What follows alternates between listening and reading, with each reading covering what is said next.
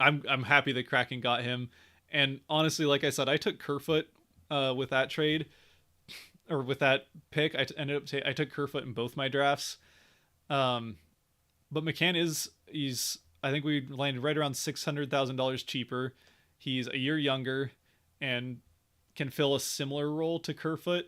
Kerfoot did do pretty well for the Leafs on the penalty kill, which I think McCann could probably do that as well. But Kerfoot has a little more experience there.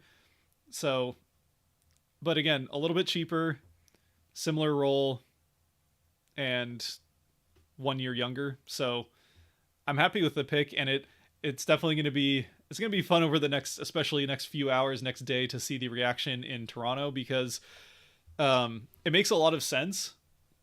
It makes a lot of sense when you look at it in depth, because basically what they did was they're looking at this. They knew they were going to lose Kerfoot because Seattle had. There's all sorts of rumors coming out of Seattle, like the Kraken are high on Kerfoot. He's certainly one of the best options on their exposure list, or likely exposure list. Kerfoot they knew was the guy they were going to lose.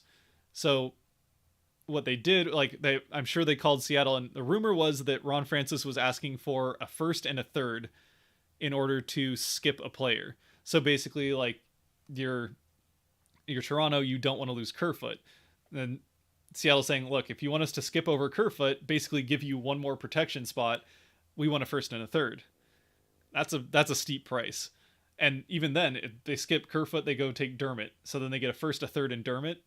So what Toronto did was they went to Pittsburgh, who Pittsburgh's set to lose McCann, and they don't want to give Seattle a first and a third either.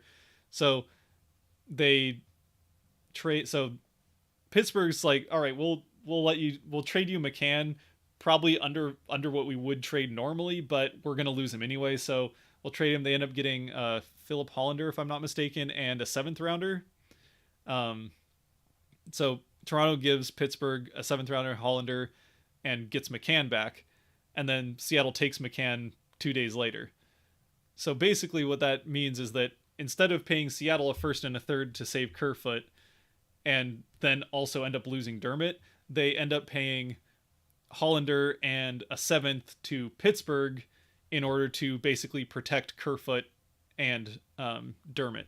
So it makes sense, but to the casual fan, which, not saying Toronto doesn't have their fair share of hardcore fans because they have a lot of fans, but to the casual fan, which Toronto also has a lot of, it does look like, because this is literally what happened, it does pretty much just look like they just traded a pick and a prospect for a guy that they then immediately didn't protect and lost for free. So it doesn't look amazing just on the face of it, but to see what they actually did, it makes a lot of sense, even if it's kind of like optically not amazing for the casual fan, but it does make a lot of sense what Toronto did there.